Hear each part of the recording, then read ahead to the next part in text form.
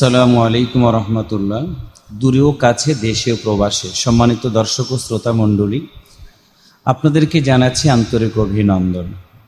একটি গুরুত্বপূর্ণ বিষয়, সেটা হচ্ছে বাংলাদেশের অন্যতম একজন আলোচক মামুনুল হক জেল থেকে মুক্তি পেয়েছেন।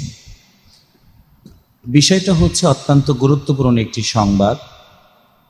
দেখতে দেখতে মামুনুল হক সাহেব 3টা বছর জেলখানার ভিতরে সময় কাটালেন। বের হয়েছেন। বের হওয়ার পরে তার বক্তব্য আমরা শুনলাম, তার চেহারার দিকে তাকালাম। নবীর ওয়ারিস যারা, আল্লাহ রসুল সাল্লাল্লাহু আলাইহি ওয়াসাল্লাম তাদের সম্পর্কে বলেছেন, আল উলামা ওয়ারাসাতুল আম্বিয়া, নবীদের ওয়ারিস হচ্ছে আলেমরা। সেই আলেমরা হচ্ছে নবিয়ানা কাজ করবে। নবিয়ানা কাজ করার কথা আল্লাহ তাআলা তো নিজেই বলেছেন, উদউ ইলা সাবিলি রাব্বিকা বিল হিকমাতি ওয়াল মাউইজাতিল হাসানা ওয়ামান আহসানু ক্বাওলাম মিম্মান দাআ ইলাল্লাহি ওয়া আমিলা সলিহান ওয়া ক্বালা ইন্নানি মিনাল মুসলিমিন। আরেক জায়গাতে আল্লাহ তাআলা বলেছেন, কুনতুম খায়রা উম্মাতিন উখরিজাত লিন-নাস তা'মুরুনা বিল মা'রুফ ওয়া তানহাউনা আনিল মুনকার। 3টা আয়াতের মাধ্যম দিয়ে আল্লাহ তাআলা এই জাতিগুলোকে হেদায়েতের জন্য ডাক দিয়েছেন। কারা ডাক দিবে? রসুল ডাক দিয়েছেন 1500 বছর আগে, যার উপরে আল্লাহ তাআলা কোরআন নাজিল করে দিয়েছেন। এখন রসুল নাই, রসুলের যারা কথা বলে, রসুলের যারা ইত্তিবা করে, রসুলের যারা দল করে, তারা হচ্ছে নবীর ওয়ারিস। সেই নবীর ওয়ারিসটা যখন নবী আনা কাজ করবে, তখনই জালিমরা এটা সইতে পারবে না। জালিমরা নবীওয়ালা কাজ করা মানুষগুলোকে আবু জাহেল, উতবা, সাইবাদের মতো পরিকল্পিতভাবে তাদেরকে নির্যাতন করবে, দুঃখ দিবে, কষ্ট দিবে। যেমন করে বিশ্বনবী সাল্লাল্লাহু আলাইহি ওয়াসাল্লামকে 3টা বছর শিয়াবে আবি তালিবে জেলখানার ভিতরে বন্দী করে রেখেছিল। বিশ্বনবী সাল্লাল্লাহু আলাইহি ওয়াসাল্লাম নামাজে দাঁড়ানোর সময় তাকে কষ্ট দেওয়া হতো। রাস্তা দিয়ে যখন হেঁটে যেত বিশ্বনবী, পথের ভিতরে কাঁটা ছড়িয়ে দিয়ে দিনের দাওয়াতি কাজ করা থেকে বিরত রাখার চেষ্টা করত তারা।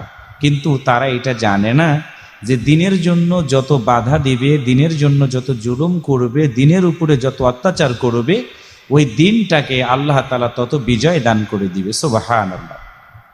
সম্মানিত দর্শক ও শ্রোতা মণ্ডলী, একজন আলেম মামুনুল হক, তিনি একজন আলেম। যে ঘরনারী হোক না কেন, তিনি একজন আলোকিত মানুষ।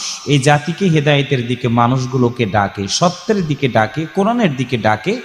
অথচ সেই রকম মানুষগুলোকে আমরা, পৃথিবীর কিছু মানুষ এমন কিছু কাজ করে তাদের উপরে মিথ্যা তহমত দিয়ে তাদেরকে আমরা নির্যাতন করার চেষ্টা করি, গ্রেপ্তার করার চেষ্টা করি, এমনকি মিথ্যা জুলুম করে তাদেরকে পৃথিবী থেকে বিদায় করার ষড়যন্ত্র করি।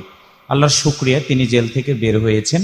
আমরা তার কাছে অনুরোধ করব, তিনি যেই ইমানের বলে বলিয়ান হয়ে জেলখানায় ঢোকার আগে কোরআনের দাওয়াত দিয়েছেন। আর জেলখানার ভিতরে ঢোকাটা তো একটা সৌভাগ্যবানদের কাজ। কেউ ঢোকে চুরি করে, কেউ ঢোকে ডাকাতি করে, কেউ ঢোকে রাহাজানি করে, কেউ মদ খেয়ে, কেউ গাঁজা খেয়ে।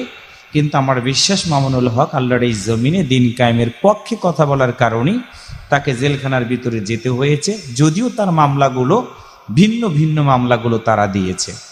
সম্মানিত দর্শক ও শ্রোতা মণ্ডলী, আমরা আনন্দিত, আমরা উৎফুল্ল, সেই সাথে আবার দুঃখ প্রকাশ করছি। সেটা হলো শয়তান যে কোনো মুহূর্তে তার চক্রান্তটাকে বাস্তবায়ন করার চেষ্টা করতে পারে। এই জন্য আলেমদেরকে আবেগপ্রবণ না হয়ে বিবেকপ্রবণ হয়ে আল্লাহর দেওয়া এই জমিনে দিন কায়েমের পক্ষে আমাদেরকে একসাথে সকল ঘরানার আলেমদেরকে এক থাকতে হবে। কি আলিয়া, কি কওমিয়া, কে পাঁচকল্লি টুপি পরে, কে গোল টুপি পরে, এইগুলো আমাদেরকে না দেখে সকল আলেমদেরকে ভেদাভেদ ভুলে গিয়ে এক কাতারে আমরা যদি দাঁড়াইতে পারি, লিল্লাহে তাকবীর আল্লাহু আকবার, এই স্লোগানটা যদি সবাই একই সাথে ময়দানে আমরা দিয়ে একসাথে যদি আমরা কোরআনের পক্ষে আন্দোলন করতে পারি, তাহলে এই জালিমরা আলেমদের সাথে দুর্ব্যবহার করার সুযোগ পাবে না। কিন্তু দুঃখজনক হলেও সত্য, কিছু আলেম ফতোয়া দিচ্ছে তারাবি নামাজ 8 রাকাত না 20 রাকাত।